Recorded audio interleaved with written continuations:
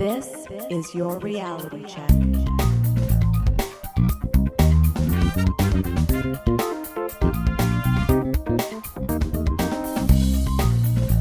Welcome to The Reality Check, the weekly Canadian show that explores a wide range of controversies and curiosities using science and critical thinking.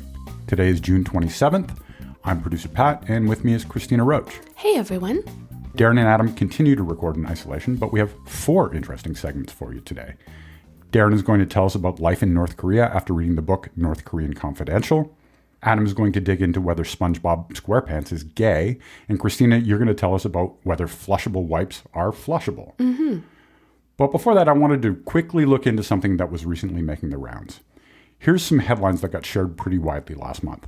The White House is now selling this absurd commemorative coin honoring President Trump's fight against the coronavirus. White House gift shop selling COVID-19 coins. World versus virus. Trump White House selling coronavirus souvenir coins.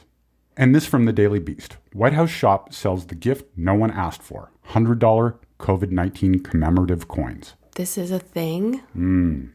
So that last one is the article that Bernie Sanders linked to with a tweet that read, quote, "If the White House gift shop is going to produce $100 COVID-19 coins, Trump can sure as hell utilize the Defense Production Act to manufacture the gloves, gowns, and masks our medical workers desperately need."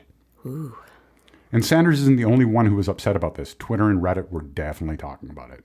It reminded me of similar headlines back in 2018 when the White House gift shop was promoting a commemorative coin for the summit between Donald Trump and Kim Jong-un, even after the originally scheduled summit was canceled.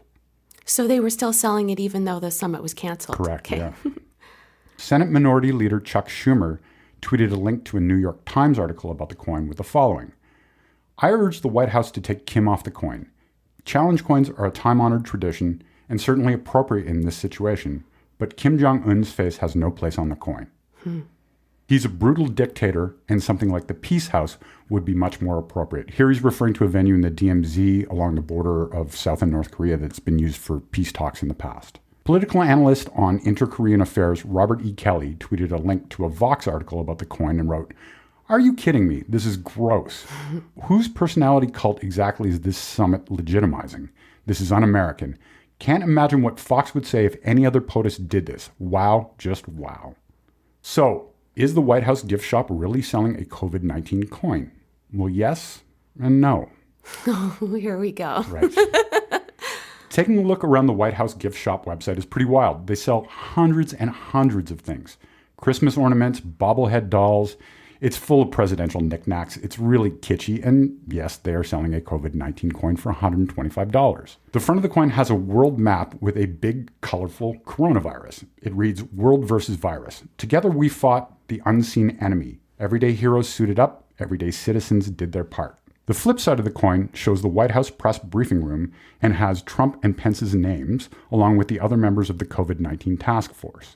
But here's the but. The first thing we notice is the site is a .com website, not a .gov website, and some Googling reveals the history of the White House gift shop.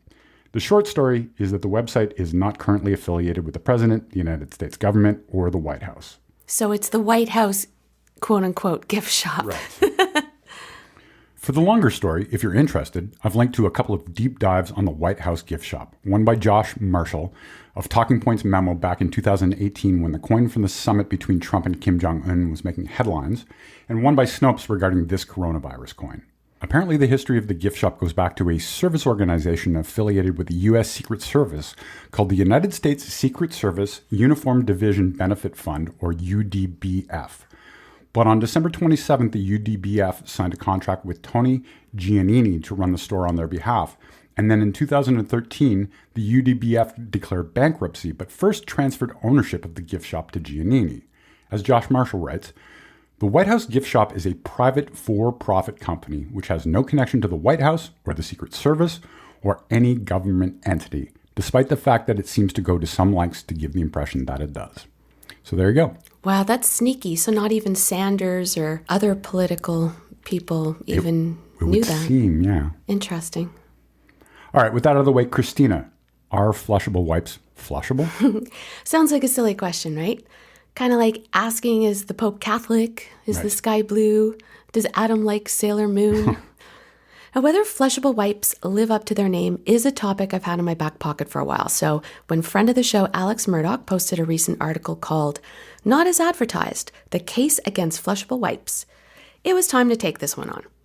Now, the article is penned by biological scientist Jonathan Jerry, science communicator at McGill University's Office for Science and Society, who have the best tagline, "Separating sense from nonsense."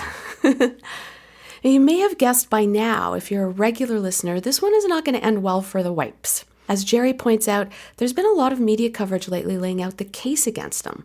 A CBC article I originally came across in 2019 was pretty clear with its headline. Spoiler alert, those flushable wipes aren't actually flushable. Barry Orr, a spokesperson for the Municipal Enforcement Sewer Use Group here in Canada, has been sounding the alarm on single-use wipes labeled flushable for a few years now. Teaming up with a research group called Ryerson Urban Water, they designed a first-ever comprehensive test of single-use products using rigorous criteria for flushability. Now, the resulting report of this research confirms that single-use wipes, and that includes diaper wipes, cleansing wipes, just can't be flushed, even the ones with labels assuring us otherwise. The research group tested 23 alleged flushable products in a working model of a sewer system they created in their, quote, flushability lab. This way, they were able to follow the progress of the wipe going through the pipes. All 23 wipes failed the test. Wow.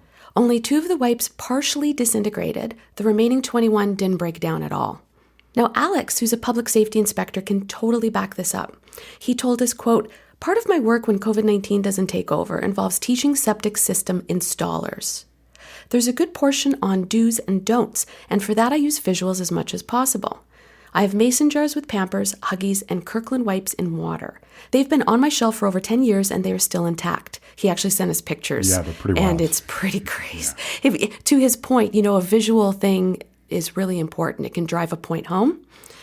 He continues to say, combine that with oil, grease, floss, and whatever else gets flushed, and you've got the makings of a fatberg. Okay, I've never heard of a fatberg before.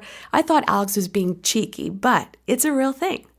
A fatberg is a very large mass of solid waste in a sewage system, consisting especially of congealed fat and personal hygiene products that have been flushed down toilets.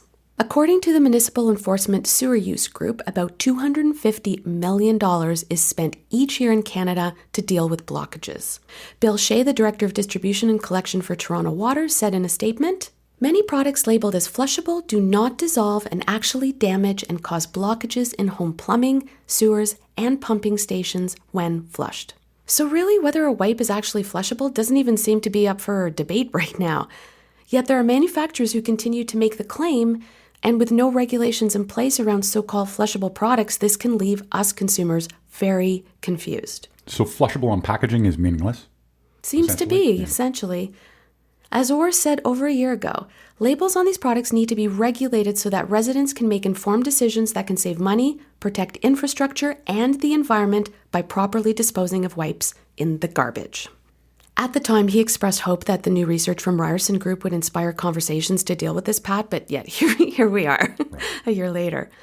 Now back to Jonathan Jerry, who's quickly becoming one of my favorite debunkers on the interwebs. His inspo for this article came after he surprisingly learned that one of the biggest science channels on YouTube were sponsored by a company that claims their wipes are truly flushable. As he explains, a flushable wipe is made of pulp at its core and then strengthened in various ways using polymers as binders or creating a web of additional fibers for support. What many of us don't know and may be alarmed to hear is that many of these wipes contain plastic that end up in our waterways, raising environmental concerns. And don't feel bad if you didn't know that until now, because manufacturers generally don't disclose what materials they use to make their wipes. I linked to a study in our show notes from a team of UK scientists who tested 6 flushable and 7 non-flushable wipes in a lab to see what they were made of. As Jerry summarizes, polyester, a synthetic fiber that comes from petroleum, was detected in all non-flushable wipes, while some of their flushable counterparts contain plastics like high-density polyethylene. These human-made materials are thought to be added to wipes to make them more durable, but they can break down into microplastics that are known to pollute the environment. Okay, so what about these wipes lauding safe flushability? Well, this is from Cottonelle's website, a brand of toilet paper produced by Kimberly Clark. Quote, Put the right wipes down your pipes. Most wet wipes are designed to be thrown away, not flushed. Cottonelle flushable wipes are 100% flushable and start to break down immediately after flushing. Cottonelle flushable wipes are the only wipes approved by a wastewater treatment plant. That's with an asterisk after it. Check out the video below to see how our wipes break down. So they're referring to a legit endorsement from JEA, which is the Jacksonville Electric Authority, and they link to it in a press release from June 2019. The video, pretty pointless. It's literally 6 seconds long. But as Jerry points out, there doesn't seem to be much difference between a so-called flushable and non-flushable wipe. He cites a lab analysis of 58 wipes from around the world, which I linked to, but here's a good synopsis from the abstract. Numerous products such as moist wipes are marketed worldwide as flushable. Recent studies indicate that wipes cause operational problems, e.g. pipe blockages in sewer systems. This study investigates potential reasons for why wipes are problematic in sewer systems. Here are highlights from that study. Flushable and non-flushable wipes have similar sheet masses, thicknesses, and volumes. Wet strength values of flushable wipes are much higher than those of toilet paper.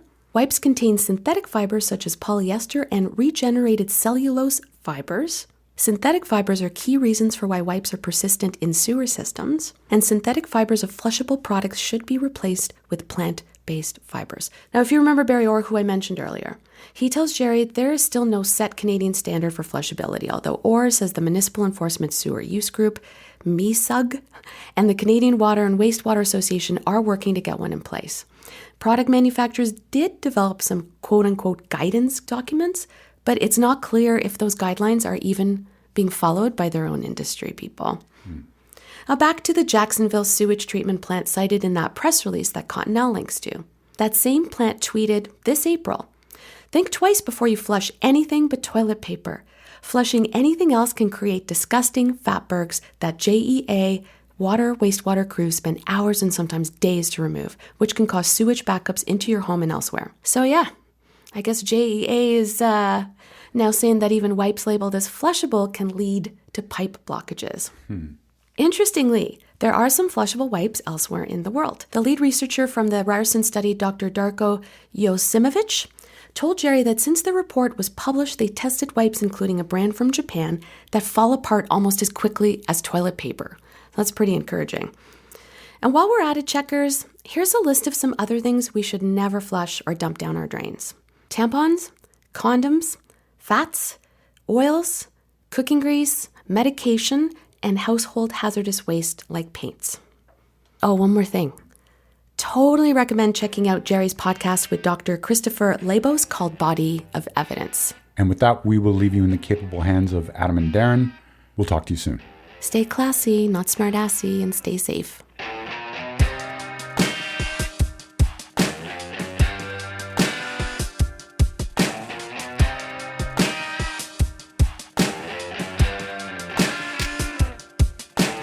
What's up, cuboids?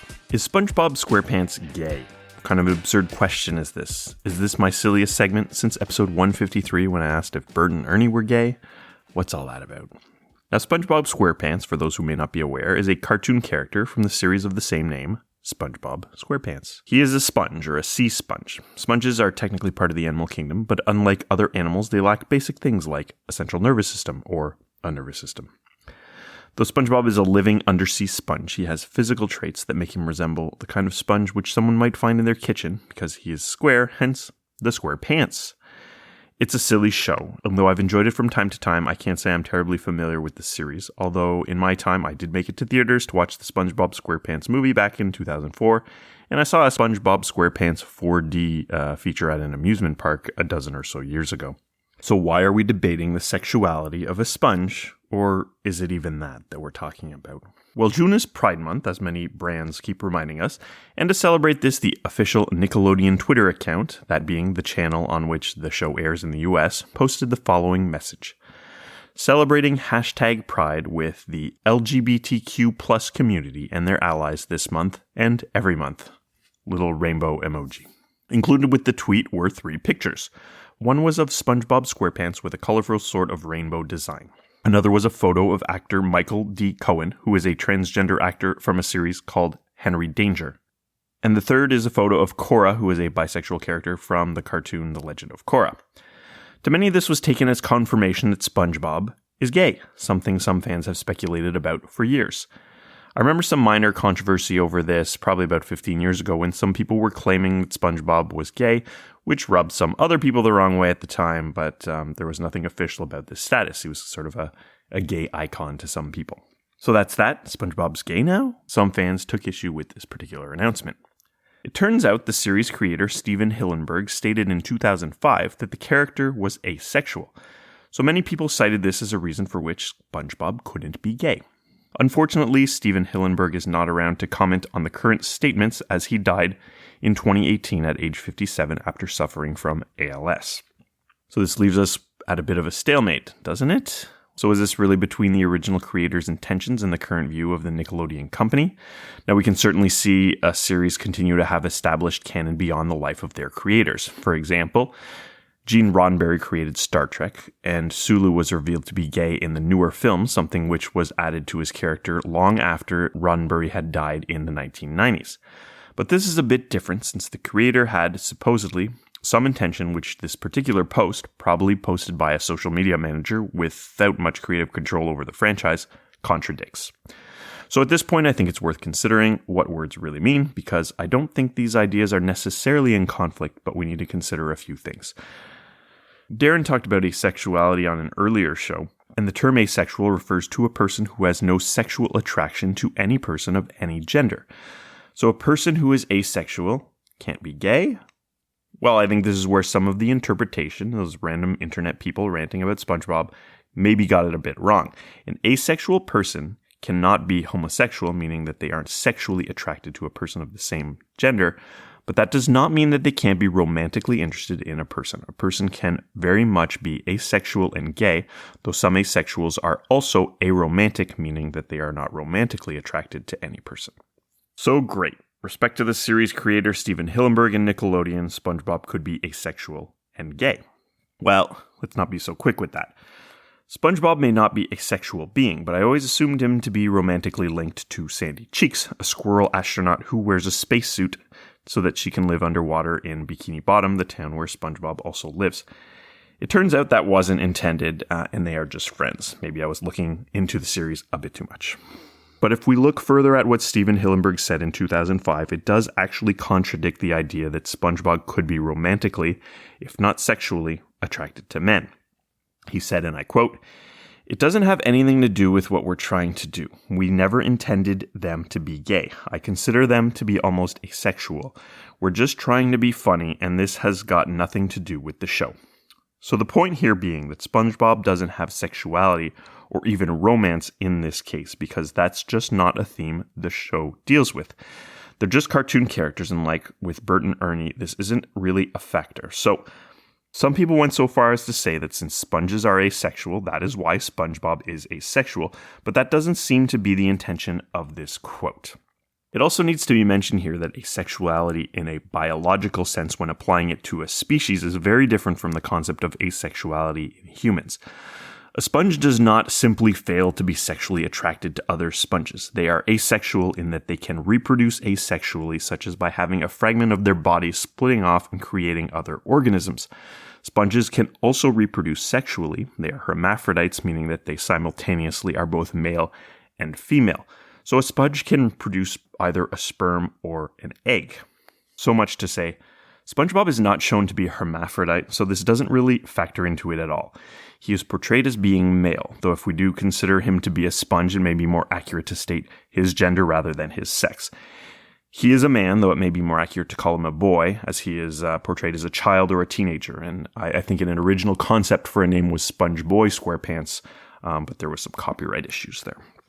So basically, SpongeBob and all characters in the series are highly anthropomorphized, meaning they're given human-like qualities. Most animals do not have anything which resembles human romance, though they still have sexuality. Sponges don't have a nervous system, let alone a central nervous system. They certainly don't talk, make friends, keep pets, or live in a pineapple house. It's a children's cartoon after all. The characters do humorously have qualities of their marine life counterparts, but also qualities of humans, of people. So let's go back to the tweet. And I quote, "Celebrating #Pride with the LGBTQ+ community and their allies this month and every month, rainbow emoji." So why are we even assuming that this means that SpongeBob SquarePants is gay? That's not really what the tweet said. There are rainbow colors in his photo, but the rainbow flag is meant to show the diversity of the LGBTQ community. The A sometimes listed can mean asexual, but also ally, a word specifically used in the tweet. I don't think it's inappropriate to suggest that SpongeBob would be an LGBT ally, based on this tweet, with there being no strong evidence of him identifying with any other specific label. We can then get bogged down again by the words Stephen Hillenburg said that speaks to them being almost asexual, but it's hardly fair to suggest that there is no romance or sexuality at all in Bikini Bottom. Mr. Krabs, for example, is in a relationship with Mrs. Puff. They are of different species, but somehow so is Mr. Krabs' daughter Pearl, who is a sperm whale. So it certainly seems feasible, if not likely, that SpongeBob, who is generally a nice and caring person, would be supportive of the LGBT community. And another idea might be that SpongeBob can be a gay icon. Does someone necessarily need to be gay to be a gay icon? Well, one is an idea and one is a character. I don't think that's necessarily a problem.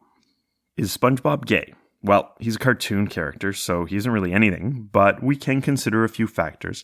And while some people may feel encouraged by the idea that he's gay, I don't think it's a necessary interpretation of what was stated by Nickelodeon during this year's Pride Month. SpongeBob creator Stephen Hillenburg's statements about the character being asexual don't seem to fit with how the term asexual is currently used. Simply put, though, it doesn't seem like any romantic or sexual feelings were intended for this character. Peace out, cuboids.